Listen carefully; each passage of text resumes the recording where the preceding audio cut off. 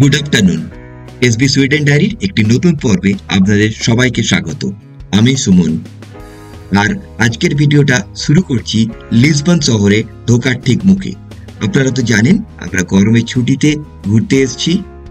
আজকে আমাদের অ্যালগারভেকে বিদায় জানিয়ে লিসবন আসার দিন। যেরকমটা যাবার সময় আমরা লিসবন এয়ারপোর্টে নেমে এখান থেকে গাড়ি নিয়ে অ্যালগারভে লাগোসে গিয়েছিলাম, ঠিক সেই রকমই সকালবেলা যুদ্ধকালীন তৎপরতায় সমস্ত কিছু গুছিয়ে ব্যাগপত্র গাড়িতে তুলে আমরা আবার 300 কিলোমিটার রাস্তা পেরিয়ে অ্যালগারভে থেকে লিসবনে চলে এসেছি। আর এখন লিসবন শহরে ঢোকার মুখে 25 দে অ্যারভিল ব্রিজ, এই ব্রিজটার ছবি কিন্তু গুগলে খুব পরিচিত। লিসবন শহর টাইপ করলেই এই ছবিটা দেখা যায়। এই ব্রিজ পেরিয়ে আমরা লিসবন শহরে ঢুকছি। আমরা যে জায়গাটায় থাকবো সেই জায়গাটার নাম আলফামা, লিসবন শহরের মেন ডাউন টাউন বলা যায়। তবে এই শহরে আমাদের থাকার আয়ু আর 2 দিন, অর্থাৎ আমাদের ঘোরা প্রায় শেষ হয়ে এলো।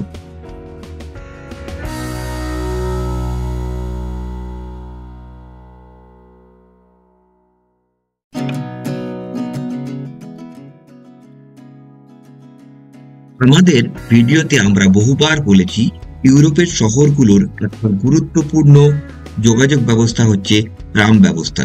প্রত্যেকটা ইউরোপিয়ান শহর ট্রামকে খুব ভালোভাবে লালন পালন করে। তবে শুনেছি লিসবনের ট্রামের নস্টালজিয়া নাকি অন্যরকম। এখানের ট্রামের মধ্যে একটা বিশেষত্ব আছে, যেগুলো হয়তো এই ভিডিওতে পরে বা পরের ভিডিওতে আপনাদেরকে নিশ্চয়ই দেখাবো। তবে এখন শহরের ভেতরের সরু সরু রাস্তা আর ট্রাম লাইন পেরিয়ে আমাদের গন্তব্যে যাওয়ার পালা, যেখানে আমরা পরবর্তী 2 দিন থাকবো।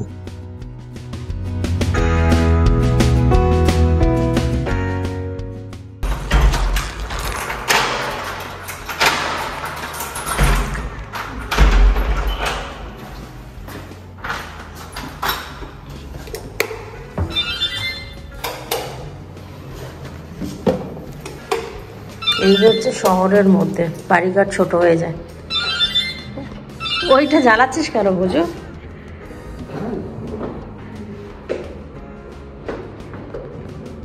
এখানে সব দিয়ে গেছে।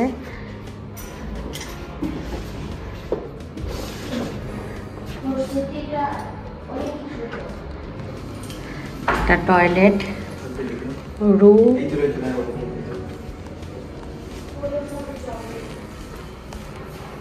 আর এই দিকে হচ্ছে কিচেন।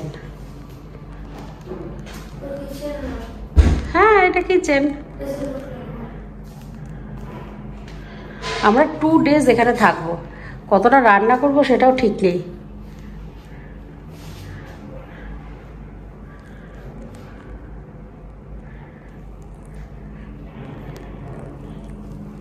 তবে এখানে একটা জিনিস ভালো, গ্যাস। আমাদের ইন্ডিয়াতে যেরকম আমরা গ্যাস ব্যবহার করি, অনেকটা সেই ধরনের।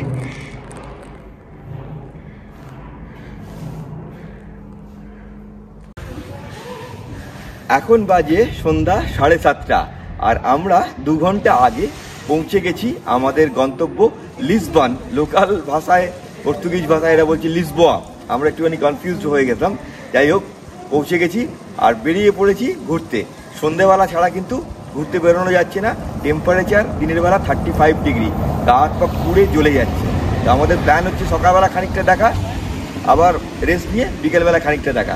যে জায়গাটায় আমরা আছি সেই জায়গাটা হচ্ছে একদম বলতে পারি উত্তর কলকাতার সরু সরু গলি, প্রপার ট্যুরিস্ট ডিস্ট্রিক্টে একদম প্রপার পয়েন্টে আমরা আছি, যেখান থেকে আমাদের একটা সিনিক ট্রাম আছে এখানে, যেটা বিখ্যাত ভিউ পয়েন্ট। এগুলো খুব কাছাকাছি। কালকে অনেকটা এক্সপ্লোর করব। আজকে আমরা বেরিয়েছি, দেখি কতটা কি কভার করা যায় সন্ধ্যাবেলা। এখন আর বেশি কভার করা যাবে না, জাস্ট ঘরে থাকবো না বলে বেরিয়ে পড়েছি। একটুখানি এদিক ওদিক করবো, কারণ সেই মাঝে মাঝে এসে গরমে যখন পড়ছি মনে হচ্ছে উড়ে বাবারে কোথায় এসে পড়লাম। গরমে গা হাত পা পুড়ে যাচ্ছে।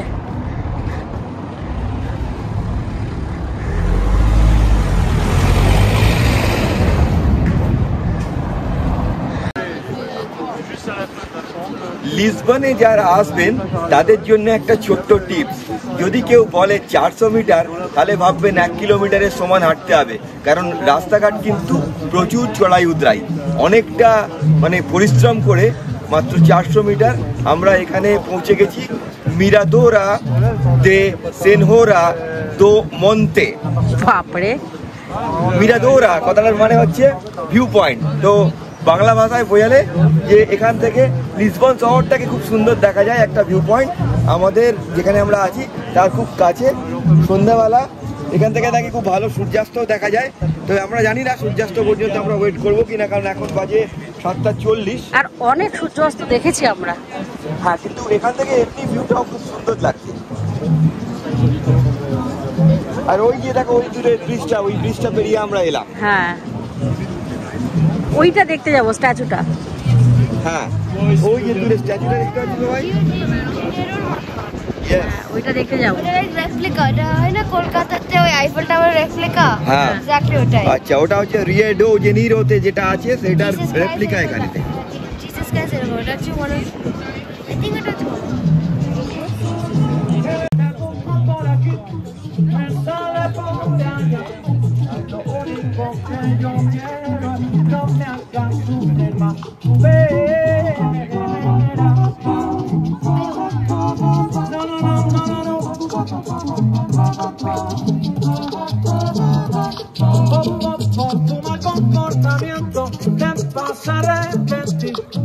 más tarde tendrás que pagar todo mi sufrimiento. Llorarás y llorarás sin nadie que te consuele, si te darás de cuenta que si te engañan duele.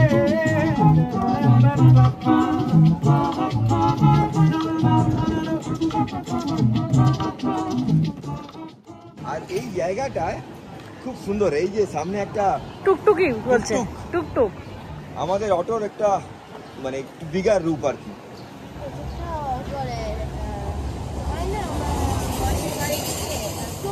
টোটো, আচ্ছা, হ্যাঁ হ্যাঁ, হ্যাঁ, টোটো ভাইবস দিচ্ছে। ঠিকই বলেছে বুঝু। বুঝু তো অনেক টোটোতে চড়ে, ওই জন্য জানে মাসির কাছে গেলে। হ্যাঁ, সুন্দর করে ফুল দিয়ে সাজিয়ে রেখেছে, এগুলোতে করে ওরা টুরিস্টদেরকে নিয়ে ছোট ছোট ট্রিপ দিচ্ছে আর কি বিভিন্ন জায়গায়।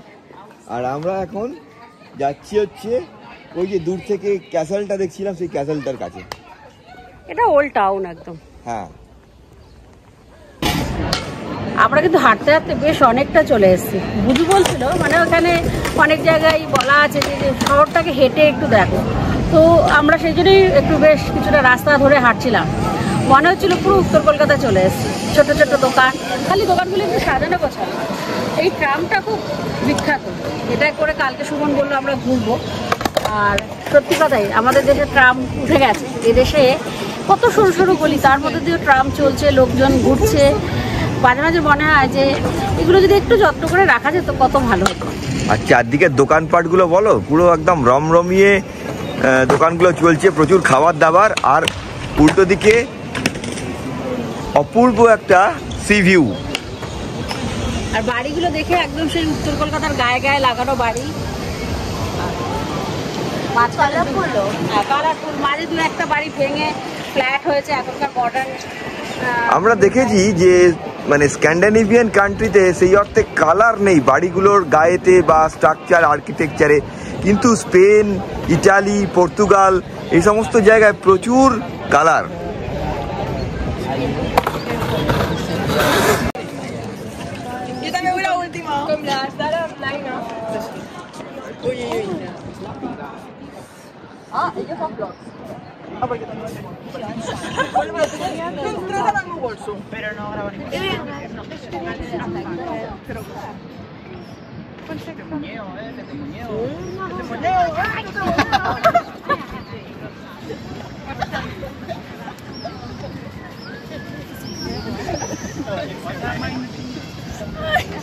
Se le va un pez fuera del agua.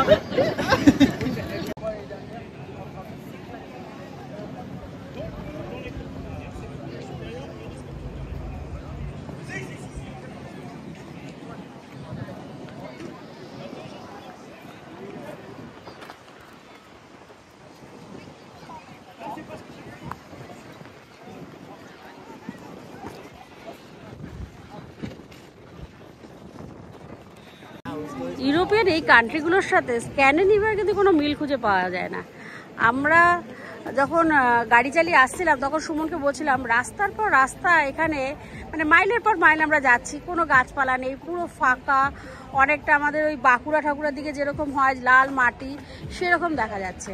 হ্যাঁ, কিন্তু এটাই যদি সুইডেনে যেতাম দেখতাম সারি সারি গাছ জঙ্গলে ভর্তি, পুরো সবুজ আর সবুজ, মানে গাছ কেটে ফেলবো এটা ভাবতেই পারে না জানি ওরা। না না লাইন না, ওরা দেখছে। এই যে বাড়ির মধ্যে রেস্টুরেন্ট,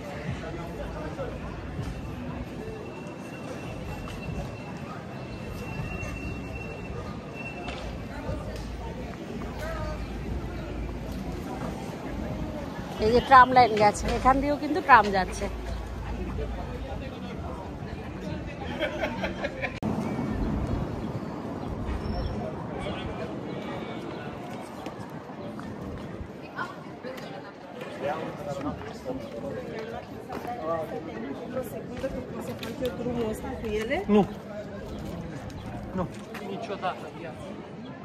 Yes.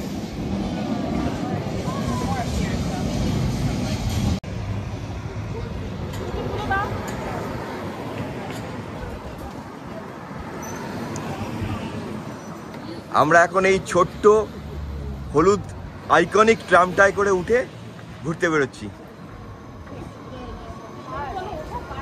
ওটো ওটো।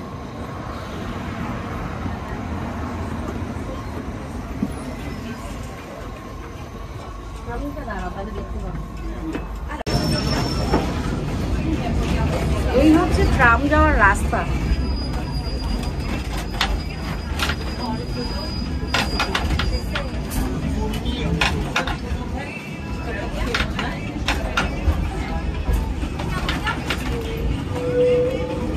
ট্রামগুলো কত যে পুরনো সেটা সামনে থেকে না দেখলে না সত্যি বিশ্বাস করা যায় না। তারপরে এখানকার মানুষ ট্রামে চড়েই কিন্তু যাতায়াত করছে বেশিরভাগ মানুষ।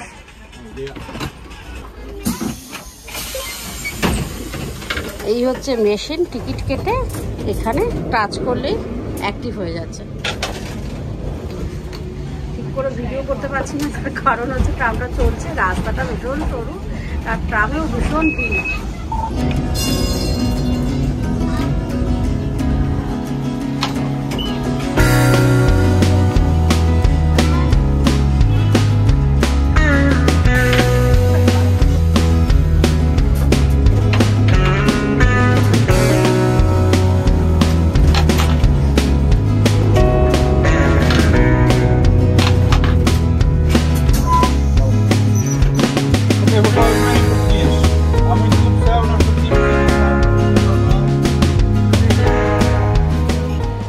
মর্নিং। আজকে আমাদের লিসবনের মানে কি বলবো শেষের আগের দিন। কালকে আমরা এখান থেকে ফিরে যাব, সকালবেলা বেরিয়ে পড়েছি। আজকে ক্লাউডি আছে, সুতরাং সারাদিন ভালো করে ঘুরতে পারবো। গাড়িটা নিয়ে বেরোয়নি, কারণ শহরের মধ্যে গাড়ি নিয়ে বেরোলে সব জায়গাতেই সমস্যা, শুধু দেশে নয় এখানেতেও পার্কিংয়ের সমস্যা, সরু সরু রাস্তা, ট্রাফিক জ্যাম সব কিছু। তাই গাড়ি ছেড়ে আমরা আজকে পাবলিক ট্রান্সপোর্টে বেরিয়েছি। 7 ইউরো করে টিকিট নিয়েছে, সারা দিনের জন্য আমরা টিকিট কেটেছি ফুল ডে, আর বেরিয়ে পড়েছি। এখন আমরা এখান দিয়ে যাচ্ছি, প্রচুর রেস্টুরেন্ট রয়েছে, সামনে একটা খুব সুন্দর আর্চ রয়েছে, তারপরেতে অনেকগুলো জায়গা লিসবনের আজকে আমরা এক্সপ্লোর করব। চারদিকে প্রচুর রেস্টুরেন্ট, আর সামনে আমাদের যে আর্চটা দেখা যাচ্ছে এটার নাম হচ্ছে রুয়া আগুস্তা আর্চ। এটা একটা কমার্শিয়াল এরিয়া, টুরিস্টিক এরিয়া বোঝাই যাচ্ছে। চারদিকে প্রচুর দোকানপাট, রাস্তার মাঝখান দিয়ে লাইন দিয়ে রেস্টুরেন্ট, অনেকটা ফাঁকা। একটু পরেতেই লাঞ্চের সময় ভিড় হয়ে যাবে। না, ব্রেকফাস্টের যে দোকানগুলো আছে সেগুলোতে কিন্তু বেশ ভিড় আছে, কিন্তু যেগুলো লাঞ্চের দোকান হয়তো সেগুলোর জন্য ফাঁকা।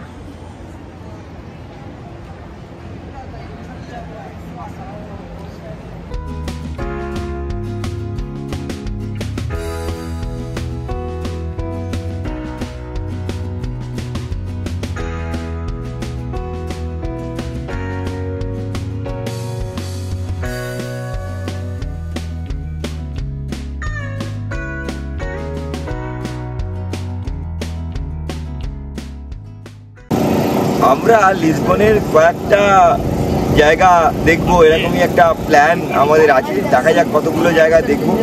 চলে এসেছি বেলিম টাওয়ারের সামনে, কিন্তু দুঃখের বিষয় হচ্ছে বেলিম টাওয়ার আপনারা দেখতেই পাচ্ছেন পুরো ঘিরে দিয়েছে এবং টিকিট বন্ধ, মানে মেনটেনেন্স এবং রিস্টোরেশন ওয়ার্কের জন্য বেলিম টাওয়ার বন্ধ করে রেখে দিয়েছে। আনফর্চুনেটলি আমরা ভেতরে ঢুকতে পারছি না।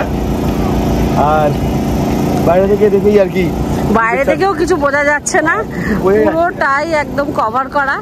প্রচুর লোকজন এসছে, কিন্তু আমাদের মতো তাদেরও অবস্থা। চারদিকের পরিবেশটা খুব সুন্দর, ভেতরে ঢুকলে হয়তো আরো ভালো কিছু দেখা যেত। সেটাই। আমরা এখন চলে এসেছি জেরোনিমস মনেস্ট্রির সামনে। মনেস্ট্রির ভেতরটা আমরা দেখবো। টিকিট কাটলাম, একজনকার 18 ইউরো করে টিকিট নিল অ্যাডাল্টের, আর বাচ্চাদের 9 ইউরো। এই হচ্ছে লাইন। বলছে 2 ঘন্টা লাইনে দাঁড়াতে হবে, কোনো স্কিপ দ্য লাইন টিকিটেরও ব্যবস্থা নেই। যাদের কাছে লিসবন কার্ড আছে তাদের টিকিট কাটতে হচ্ছে না, কিন্তু লাইনে দাঁড়াতে হচ্ছে ঢোকার জন্য, কারণ লিসবন কার্ডে এটা ইনক্লুডেড আছে। তো যাই হোক, টিকিটের লাইন খুব একটা বেশি নেই। আমি গেলাম 5-7 মিনিটের মধ্যে হয়ে গেল।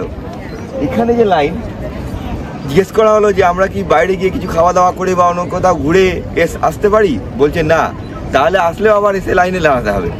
মোটামুটি 2 ঘন্টা এখানে লাইনে দাঁড়িয়ে থাকতে হবে। ভাবা যায়।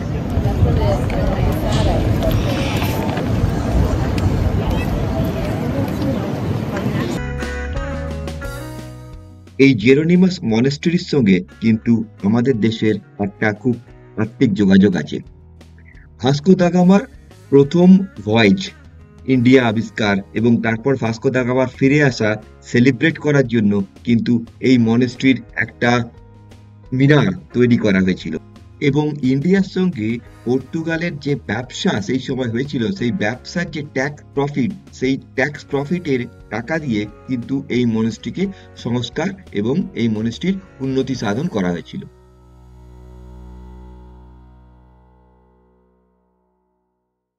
আর এখানে সাহিত্য আছেন Vasco da Gama. Vasco da গামাকে তো আমরা অবশ্যই চিনি।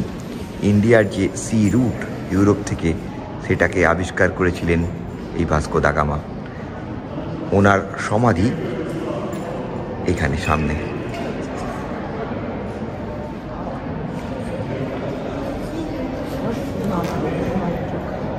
মনেস্টারি দেখে আসার পরেতে পেটেতে প্রচুর ডন বাড়ছিল, প্রচণ্ড খিদা পেয়ে গিয়েছিল। এখন বাজে প্রায় 2:30। আমরা রাস্তার ধারে একটা খুব সুন্দর রেস্টুরেন্টে বসে পড়েছি। অফকোর্স সি ফুড খেতে হবে, লিসবনে যখন আছি। আমরা অর্ডার করেছিলাম সি ফুড না শ্রিম্প রাইস, আর একটা হচ্ছে সি ফুড রাইস। এটা হচ্ছে ভুজু স্পেশাল। একটা নতুন জিনিস আবিষ্কার করলাম, একটা অস্ত্র দিয়েছে। এটা আমি আগে কখনো দেখিনি রেস্টুরেন্টে। পর্ক নাইট তো থাকে নর্মাল, বললো এটা দিয়ে সি ফুডের ভিতর পর্যন্ত পৌঁছে নেবে, তেলের ভিতর পর্যন্ত পৌঁছানো যাবে খাওয়ার জন্য। তাই এই অস্ত্রটা দিয়েছে, এটা দিয়ে খেতে হবে। তোদের পেটে কোনোদিন চিংড়ি মাছ যেন করে নাড়াচাড়া করবে, তোরা যে পরিমাণ চিংড়ি মাছ খাচ্ছিস। তাহলে মনে হচ্ছে চিংড়ি মাছের ঝোল করে তার মধ্যে ভাত দিয়ে দিয়েছে। পাচ্ছিস? হ্যাঁ, এটা ক্র্যাব ধরার জন্য। হ্যাঁ, ক্র্যাব ধরার জন্য একটা যন্ত্র দিয়েছে, দেখ। হ্যাঁ, ওইখানে একটা ক্র্যাব আছে। তার ভাঙবো কি লাইক? হ্যাঁ, ওটা দিয়ে ভাঙ। এটা কি সরিয়ে দিয়ে আগে ভয় লাগছে, লাইক কেমন করে করবো বুঝতে পারছি না। দাঁড়া, আমি রেখে দিচ্ছি। ও ওকে, ওটা ভাতের সাথে মিক্স হয়ে যাবে, অন্য প্লেটে নিয়ে করো।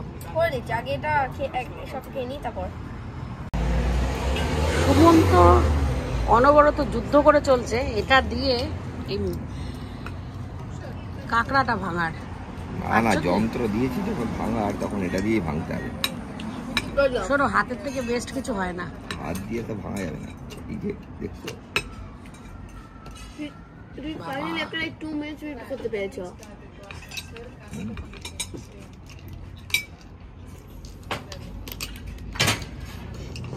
যে পরিমাণ চিংড়ি মাছের মধ্যে ভাত আর চিংড়ি মাছ দিয়ে দিয়েছে, মানে ঝোলের মধ্যে চিংড়ি মাছ আর ভাত, ওরে বাবা রে।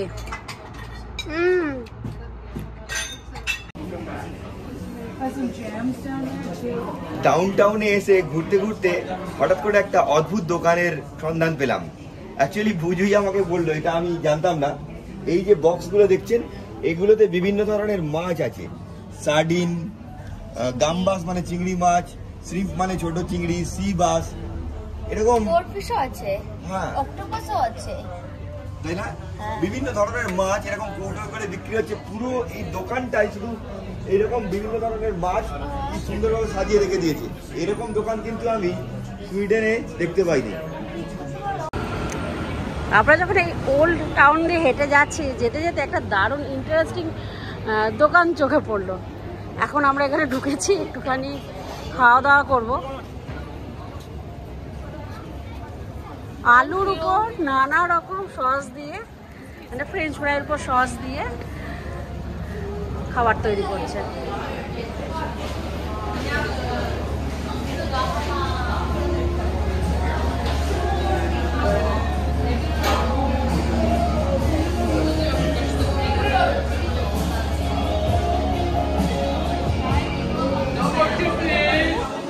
বুঝো